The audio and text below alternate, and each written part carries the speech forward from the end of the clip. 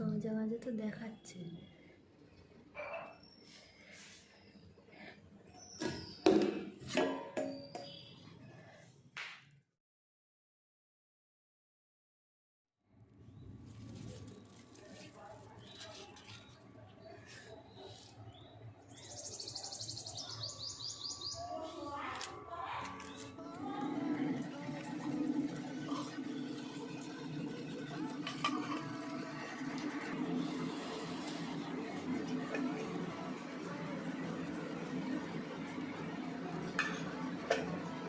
Hello everyone, কেমন আছো সবাই? আশা করছি সবাই অনেক ভালো আছো, আর আমরাও বেশ ভালো আছি। নতুন আরও একটা ভিডিও শুরু করতে যাচ্ছি, আশা করছি তোমাদের ভালো লাগবে। তো চলো, সকাল সকাল আজকে রান্নাবান্না সেরে নিয়েছি। আর ফালাকের জন্য চিকেন স্টু, আমাদের জন্য হচ্ছে পাবদা মাছের ঝাল আর ভাত করেছি। আর রাত্রে তরকারি অল্প একটু রয়ে গেছে, যেইটা শুকনো তরকারি করেছিলাম। তো রান্নাবান্না শেষ, এখন হচ্ছে টিফিন করছি। ওর পাপা নিয়ে যাবে অফিসে। আর আমি এগরোল করার জন্য রাত্রেবেলা আটা মেখে রেখে দিয়েছিলাম। আটা আর ময়দা মিক্স করে মেখে রেখে দিয়েছিলাম। আর দুটো আলু আমি খোসা ছাড়িয়ে রেডি করে রেখেছিলাম, যাতে সকালবেলা তাড়াহুড়ো করতে না হয়। তো সকালবেলা ঘুম থেকে উঠে তাড়াহুড়ো করে রান্নাবান্নাগুলো সেরে নিলাম। আর আলু দুটো সিদ্ধ করে নিয়েছি, সিদ্ধ করে একটুখানি স্ম্যাশ করে নিয়েছি। করে একটুখানি সাদা তেল দিয়েছি ফ্রাইং প্যানে, দিয়ে একটু কালো জিরে দিয়ে একটু পেঁয়াজ কুচি দিয়ে একটুখানি হালকা ফ্রাই করে স্ম্যাশ করা আলুগুলো দিয়ে দিয়েছি। এবার একটুখানি লবণ দিলাম, লবণ দিয়ে আলুগুলোকে একটুখানি হালকা করে ভুনা ভুনা মতো করে নেব। কারণ ডিম দিয়ে এগরোল শুধু বানাবো, তো ওর পাপা অনেক লেটে খায়, দুপুরবেলা খায়, তো এই জন্যে হচ্ছে এগরোল বানিয়ে দিলে খেতে চায় না। এই জন্যে চিন্তা করলাম যে একটুখানি আলু পুর টাইপের বানিয়ে দিই, তাহলে টিফিনটাও হেভি হয়ে যাবে আর খেতেও ভালো লাগবে। তো এখন এটার মধ্যে আমি টমেটো সস দিয়ে দিচ্ছি। এই টমেটো সসটা আমি বাড়িতে নিজে বানিয়ে রেখেছিলাম, তো অনেক দিনই হয়ে গেছে, এখনও অ্যাজ ইট ইজ আছে, কোনো প্রবলেম হয়নি। আর ফালাকের জন্য ভাবছি এবছরেও একটুখানি বানাবো। তো চলো, আমার আলু ভুনাটা ওইদিকে হচ্ছে, আর টমেটো সস দিয়ে একটুখানি গোলমরিচের গুঁড়ো আর কি বলে লবণ তো দিয়েছি, একটুখানি গোলমরিচের গুঁড়ো আমি ওর মধ্যে দিয়ে দেবো। আর এদিকে আমি ডিমটাও ভেঙে নিচ্ছি। যেহেতু আলুর পুরটা দেবো, এই জন্য ডবল ডিম আর দিলাম না, তাহলে অনেকটাই হেভি হয়ে যাবে, সেটা আবার খেয়ে পারবে না। এই জন্য হচ্ছে সিঙ্গেল ডিম দিয়েই করছি। ডবল ডিমটা দিলে একটু ডিমের লেয়ারটা মোটা হয়, কিন্তু আলুর পুরটা যেহেতু দেবো তো প্রবলেম নেই। আর যদি শসা দিয়ে পেঁয়াজ লঙ্কা ভেতরে দিয়ে করে দিতাম, শসা কাটা আবার পেঁয়াজ কাটা ওই দুপুরবেলা খেতে গেলে ভালো লাগে না, ওই জন্যে খেতেও চায় না। আগে একদিন দিয়ে দেখেছি, এই জন্য আজকে আর দিলাম না।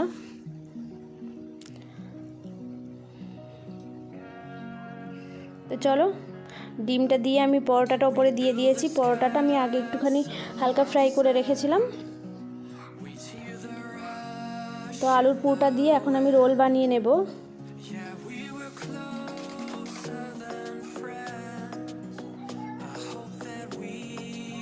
আর পেঁয়াজের মধ্যে লঙ্কা কেটে কেটে দিয়েছি, মানে চাকা চাকা করে লঙ্কা কেটে দিয়েছি দুটো। এইভাবে দিয়ে একটুখানি রোল বানিয়ে নেব। আর এইখানে একটুখানি সস দেওয়ার দরকার ছিল, সেটা আমি ভুলে গেছি দিতে।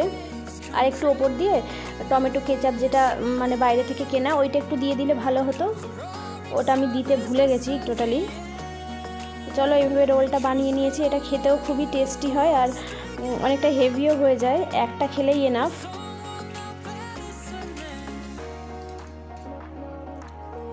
আর সোহানকে স্কুলের জন্য শুধু ডিম দিয়ে বানিয়ে দিয়েছি। ও তো খুবই সিম্পল খাবারগুলো খায়, কোনো উল্টোপাল্টা, মানে আমি যে এক্সপেরিমেন্ট করে বানাবো ও সেইটা খাবে না, ও এরকমই। ওই জন্য ওকে শুধু জাস্ট ডিম দিয়ে ওপরে একটুখানি গোলমরিচ ছড়িয়ে ওকে রোল করে দিয়ে দিয়েছি।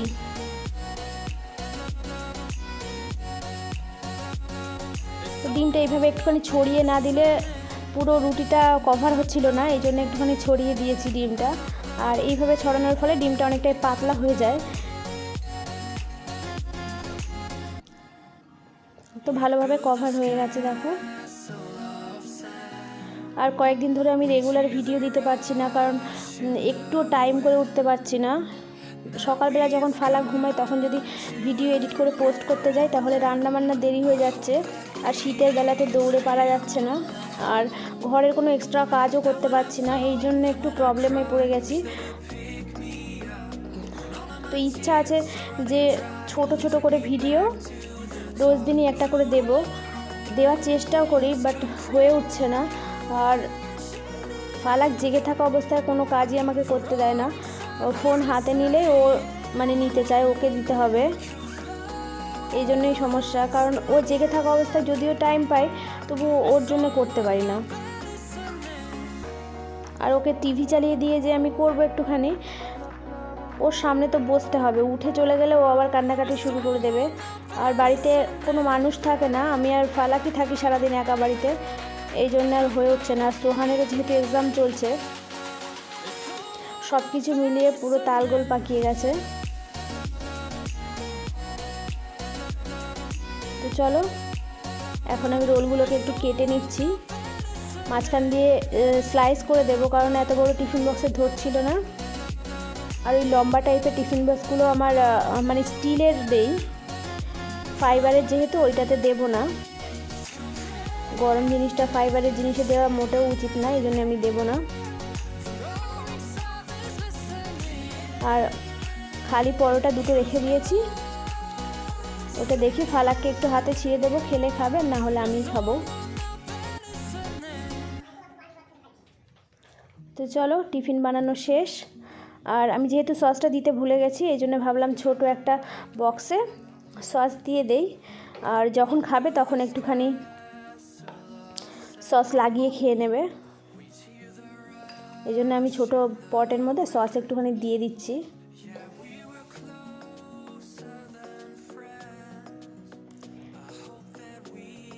আর এই টিফিন বক্সটা আগের দিন খোলার যেই জায়গাটা থাকে একটুখানি মানে হাত দিয়ে চাপলে যেই জায়গাটা ও খোলা যায়, ওইখানটা ওর পাপা হাত দিয়ে টানতে যেয়ে ওখানটা ভেঙে ফেলেছে। তো তাড়াহুড়োর মাঝখানে ওটাই আমি হাতের কাছে পেয়েছি। তো চলো এখন হচ্ছে অফিস থেকে ফেরার সময় ওর পাপা এইগুলো নিয়ে এসেছে। এখানে হচ্ছে গুড়, এই দুটো জারের মধ্যে গুড় আর দুটো প্যাকেটের মধ্যে মোয়া। তো প্রতি বছর গুড় এত পরিমাণে কিনে ফেলে, যেটা ইউজ হয় না ফ্রিজের মধ্যে ওইভাবে পড়ে পড়ে নষ্ট হয়, এত গুড় তো লাগে না। আর আমরা খেতেও পারি না এত গুড়, কিন্তু প্রতি বছর গুড় মানে বেশি পরিমাণে কিনবেই। মোয়াগুলো খুবই সুন্দর, আগের দিনও দুটো না তিনটে প্যাকেট নিয়ে এসেছিলো, ওইগুলো দারুণ টেস্টি ছিল। এমনিতে মোয়া আমার অতটা বেশি ভালো লাগে না, কিন্তু এই মোয়াগুলো খুবই খুবই টেস্টি।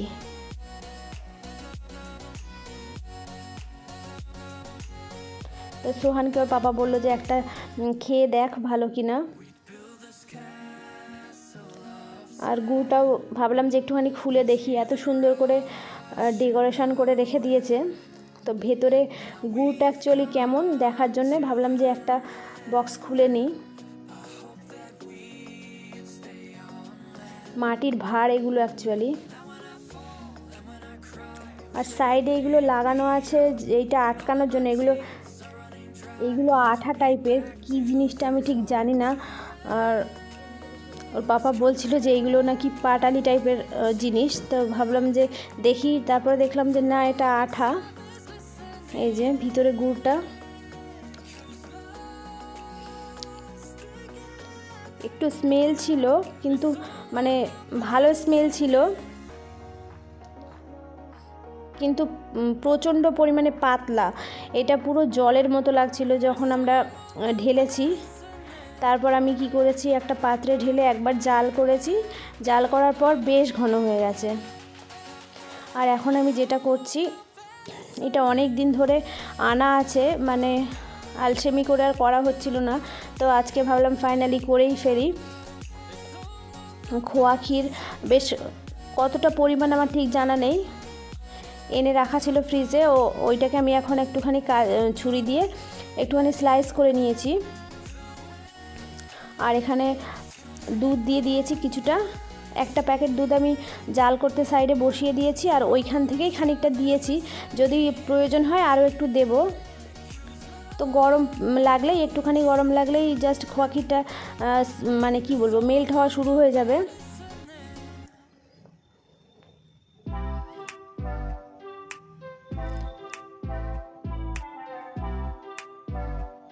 জাস্ট নরম হওয়া শুরু হয়ে গেছে অলরেডি। এখন আমি এটাকে মেল্ট করে নিয়ে এবার এর মধ্যে আমি পাটালি দিয়ে দিচ্ছি, খেজুরের গুড়ের পাটালি যেটা হয় ওইটা দিয়ে দিচ্ছি। এইটা দিয়ে আমি পুর বানাবো পাটিসাপটা পিঠের জন্যে।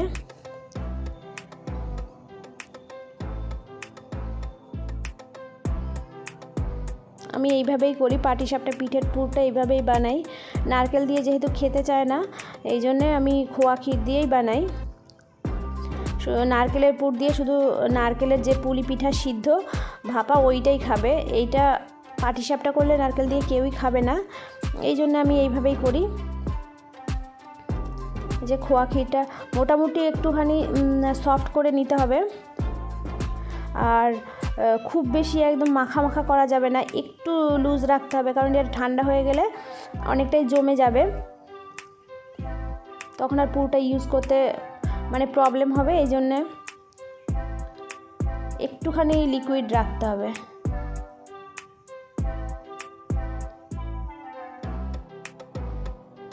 তো আমি একটুখানি টেস্ট করে দেখছিলাম মিষ্টি ঠিক আছে কি না, যদি প্রয়োজন হয় আরও একটু মিষ্টি দেব।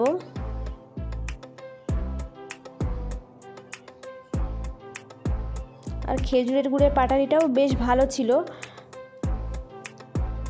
তো খোয়া ক্ষীরটা আমার হয়ে গেছে, এখন আমি এই পর্যায়ে গুড়টা আরেকটু মিক্স করে নিয়ে আমি এই পর্যায়ে বন্ধ করে রেখে দেব। আর এটা ঠান্ডা হওয়ার পর আমি সকালবেলা পাটিসাপটা বানাবো, এটা যেহেতু সন্ধ্যেবেলার ভিডিও। আর এখন আমি যেটা করছি, টিফিন বক্সগুলো অনেকগুলো বাইরে জমে গেছে, এখন এগুলোকে আমি একটুখানি গুছিয়ে নেব। রোজ দিনই আমার 4-5টা করে টিফিন বক্স ইউজ করতে হয়। সোহান 2টো নিয়ে যায়, ওর পাপা কোনোদিনও 2টো, কোনোদিন 3টে, এইভাবে করে আমাকে রাখতে হয়, আর প্রত্যেক দিন এটা গোছাতে লাগে। আর কোনো খাবার যদি টিফিন বক্সে রাখি সেইটাও আবার গুছিয়ে গুছিয়ে, এইটা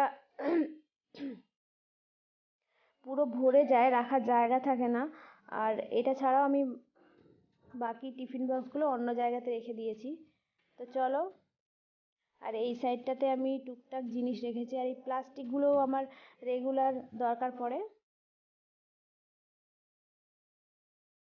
আর এই ড্রয়ারের নিচেরটাতে আমি আলু আর পেঁয়াজ রাখার জন্য ইউজ করি। এই যে এক সাইডে আলু, এক সাইডে পেঁয়াজ রেখেছি।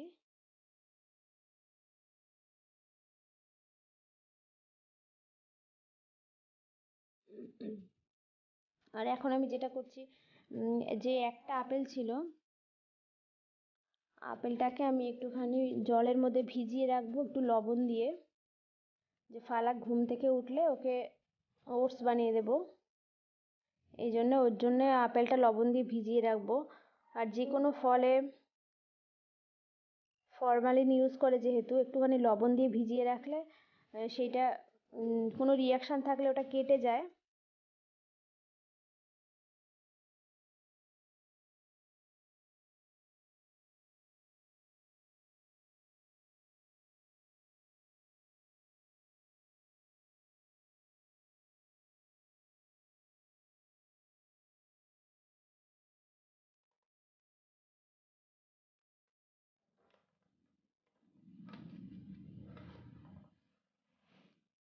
আর এদিকে আমি 1/2 কাপ সুজি ভিজিয়ে রেখেছি পাটিসাপটা পিঠের জন্যে।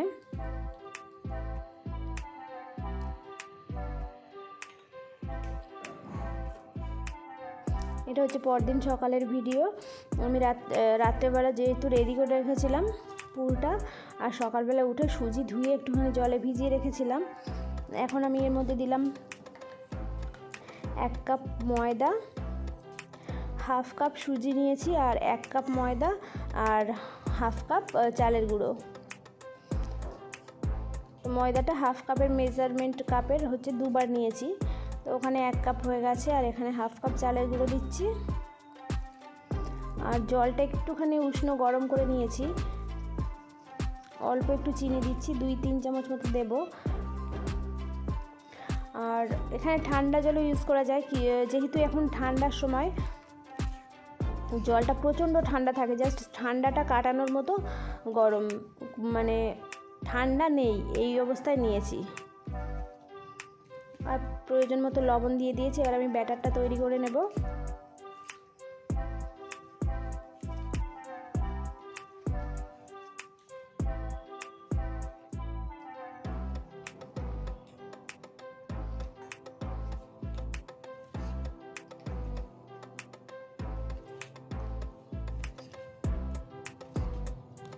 আমি যেটা করি, দুধ দিয়েই ব্যাটারটা বানাই, মানে যখনই পাটিসাপটা বানাই ব্যাটারটা আমি জলের পরিবর্তে দুধ ইউজ করি। আজকে ভাবলাম যে জল দিয়ে করে দেখি, দুধ তো ইউজ করি, দুধ দিয়ে ব্যাটার করে খাওয়াই হয়, তো জল দিয়ে কেমন লাগে সেইটা দেখার জন্য আজকে আর দুধ ইউজ করিনি, জলটা ইউজ করেছি। অল্প অল্প করে জল দিয়ে আমি ব্যাটারটা রেডি করে নিচ্ছি। আর এই ব্যাটারটা একদম পাতলাও হবে না, আবার খুব বেশি ঘনও হবে না। প্যানে দিলে যাতে একটু স্প্রেড করে ওইভাবে করে নিতে হবে, ঘনত্বটা আন্দাজ করে বুঝে নিতে হবে। তো চলো ব্যাটারটা বানিয়ে নিই। ততক্ষণ পর্যন্ত যদি আমার ভিডিওটা কেউ দেখে থাকো তো প্লিজ একটা লাইক দেবে, আর আমার চ্যানেলটা সাবস্ক্রাইব করে আমার পাশে থাকবে। তো এখন আমার ব্যাটারটা বানানো রেডি। আমি এটাকে ঢাকনা চাপা দিয়ে রেখে দিয়েছি। হাতে টাইম থাকলে আধা ঘন্টা রেখে দিলেও হয়। আর আমি যেহেতু সুজিটা ভিজিয়ে রেখেছিলাম, সেই ক্ষেত্রে বেশিক্ষণ না রাখলেও হবে, মানে রেস্টে। সুজিটা যদি কাঁচা মানে পুরো ইনস্ট্যান্ট ইউজ করা হয় তো সেই ক্ষেত্রে আধা ঘন্টা রেস্টে রেখে দিতে হবে। আমার হাতে যদি টাইম না থাকে এই ভেবে আমি সুজিটাকে ভিজিয়ে রেখেছিলাম। আর আটা আর ময়দা ফুলতে বেশিক্ষণ লাগে না, এই জন্য আমি ঢাকা চাপা দিয়ে রেখে দিয়ে 5 মিনিটের মধ্যে আবার পিঠেটা বানানো শুরু করে দিয়েছি। তো প্যানে একটুখানি তেল ব্রাশ করে নিয়েছি আমি, নিয়ে ব্যাটারটা দিয়ে একটুখানি স্প্রেড করে দিয়েছি। ঢাকা চাপা দিয়ে আমি এক সাইডে পিঠেটা বানাচ্ছি আর আরেক সাইডে মাছ ধুয়ে নিচ্ছিলাম, আর বারবার হাতে সাবান দিচ্ছি আর পিঠে বানাতে আসছি, এটাই করছি, কিছুই করার নেই। মনা উঠে পড়লে তখন আবার বিরক্ত করবে, এই জন্যে ও ঘুমাচ্ছে, এই ফাঁকে আমি চাইছি কাজগুলো একেবারে সেরে নিতে।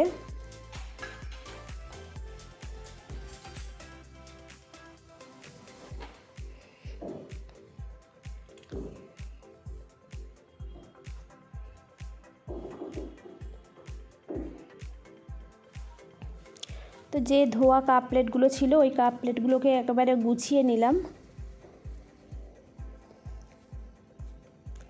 আর দেখো কত সুন্দরভাবে ফুলে গেছে পিঠেটা, আর সাইড থেকে পুরো উঠে আসছে। তো রাত্রেবেলা যেই পুরটা রেডি করে রেখেছিলাম খোয়া ক্ষীরের, ওই পুরটা দিয়ে আমি এখন পিঠেগুলোকে রোল বানিয়ে নিচ্ছি। আর যেহেতু গতকালকে সোপ ওয়াশ করেছিলাম প্যানটা, এই জন্য একটুখানি লেগে আসছে, তো কোনো প্রবলেম নেই, 2-3টে পিঠে এরকম হবে, তারপরে আবার ইজিলি উঠে আসবে। তো চলো একে একে আমি পিঠেগুলো বানিয়ে নিচ্ছি।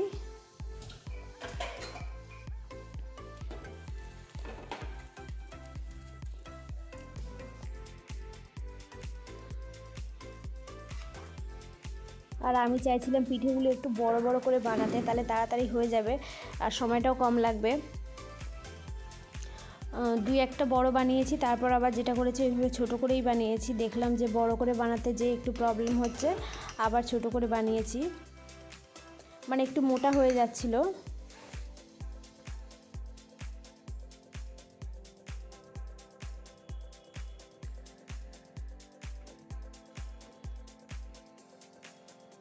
আর এই কাজটা আমার কাছে খুবই বিরক্তি লাগে, মানে বসে একদম শুকনো হয়ে থাকে খোয়া ক্ষীরটা, আর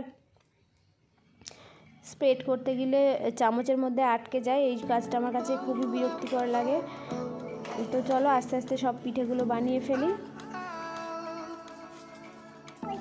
তো চলো একে একে সব পিঠেগুলো আমি বানিয়ে নিই, আর বানিয়ে আমরা সকালবেলা টিফিনে এটা খেয়ে ফেলি। আর আজকের ভিডিওটা এই পর্যন্তই রেখেছি, আর বেশি বড় করিনি।